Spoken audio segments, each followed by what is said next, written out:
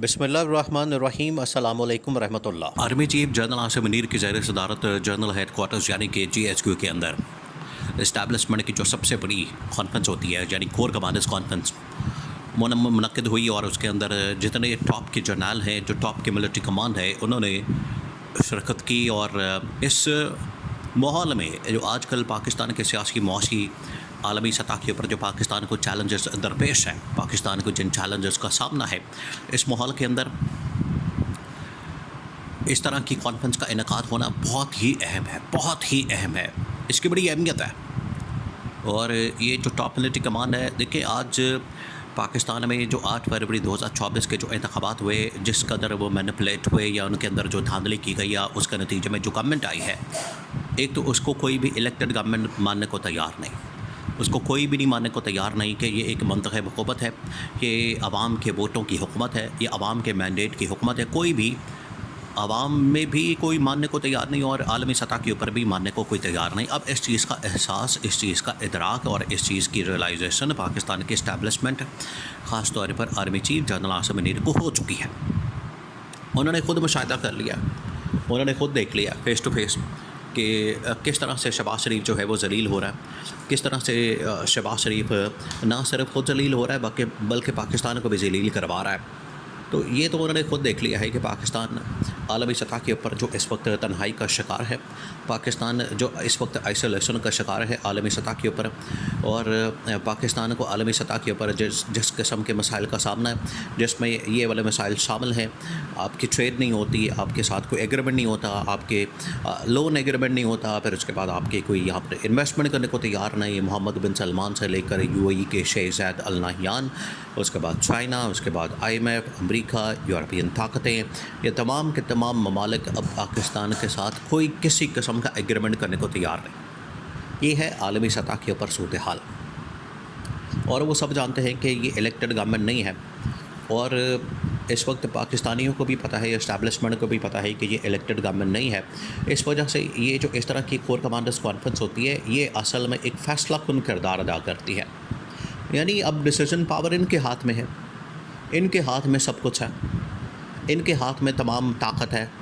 ताकत का मरकज़ ये पाकिस्तान के इस्टेब्लिशमेंट यानी कि GHQ मिलिट्री जो टॉप कमांड है। इस वजह से ये जो इस किस्म की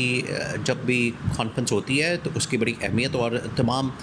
पूरी कौम और जो आलमी स्टेक होल्डर्स हैं जिनका पाकिस्तान के साथ कोई ना कोई लिंक बनता है, वो पाकिस्तान की तरफ देखते हैं और ख़ास तौर पर इस किस्म की इस्टेब्लिशमेंट की तरफ देखते हैं कि ये क्या फ़ैसला करते हैं। अब यहाँ से जो एलामिया जारी किया गया, यहाँ से जो प्रेस रिलीज़ जारी की गई, जिसके अंदर ये तमाम चीज़ें मेंशन की गई कि किन किन उमूर के ऊपर, किन किन बातों के ऊपर या एजेंडा क्या था जिनके ऊपर ये मामलात डिस्कस किया गया, उसमें जो टॉप का एजेंडा इस मरतबा रखा गया वो था वैसे ऑपरेशन। और इसमें मज़े की बात यह है, दिलचस्प बात यह है कि अब जो इसमें 9 मई का वाक़या है, 9 मई की बार बार जिक्र होता है, 9 मई की बार बार यहाँ पर डिस्कशन होती है, मैसेज होता है। आपको पता है पिछले एक साल से जब से ये 9 मई का वाक़या हुआ है, तब से लेके आज तक ये जो 9 मई अब गुज़रा है, इस मरतबा इस साल जो 9 मई गुज़रा है, 2023 वाला 9 मई और 2024 वाला 9 मई, एक साल हो गया। इस दौरान तकरीबन कोई 3-4 कोर कमांडर्स कॉन्फ्रेंस हुई है, फिर इस दौरान जो है फॉर्मेशन कमांडर्स कॉन्फ्रेंस हुई है। उसमें हमेशा से जब भी कोई वाक़या होता, जब भी कोई कोर कमांडर्स कॉन्फ्रेंस होती, फॉर्मेशन कमांडर्स कॉन्फ्रेंस होती, या आर्मी चीफ जनरल आसिम किसी मौके पर खिताब करते, बात करते, तो उनकी जानिब से 9 मई का हवाला दिया जाता कि 9 मई के सहूलतकारों को हमने नहीं छोड़ना, 9 मई के ज़िम्मेदारों को हमने नहीं छोड़ना, 9 मई के जो काम करने वाले हैं, जो हमला करने वाले हैं, सहूलतकार हैं, ज़िम्मेदार हैं, उनको हमने इंसाफ के टहरे पे लाना है, उनके साथ कोई डील नहीं करनी, समझौता नहीं करना। ये होता रहा पिछले एक साल से। लेकिन अब उनको भी अंदाज़ा हो गया कि हमें इससे आगे बढ़ना है,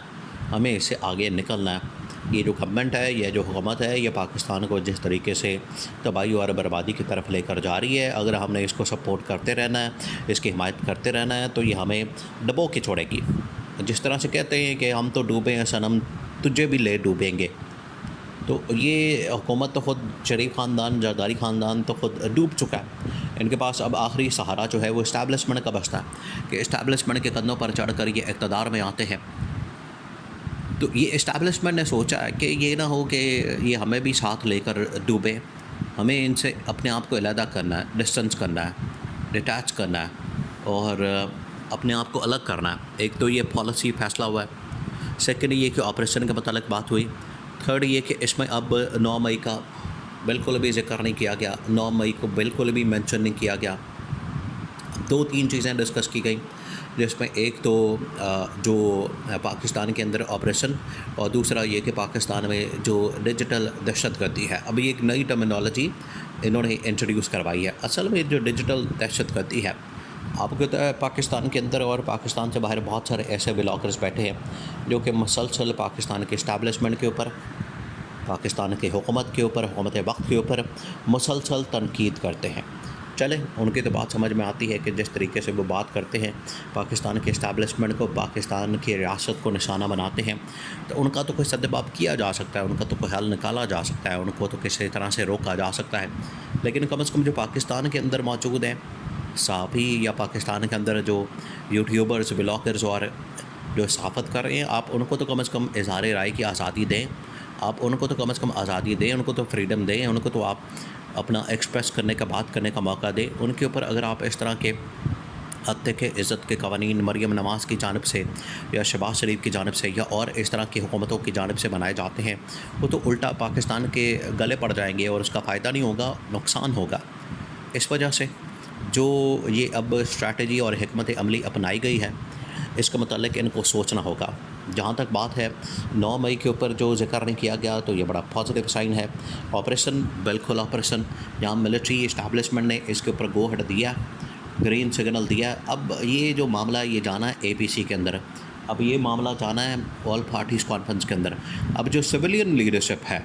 पाकिस्तान में इस वक्त, सिविलियन लीडरशिप से मुराद क्या, हुकूमत वक्त और अपोजिशन तमाम के तमाम, उनके साथ एक इंटरैक्ट करना है, कम्युनिकेशन करनी है, उनके सामने एजेंडा रखना है और फिर ट्रांसपेरेंट तरीके से तमाम चीज़ें। और ये APC है 3-4 दिन तो चलेगी, 2 दिन 3 दिन, ताकि इसके अंदर 8-8 10-10 घंटे की, ताकि हर पार्टी, हर बंदा, हर लीडर जो है अपना मौक़िफ़ रख सके, अपनी बात कर सके।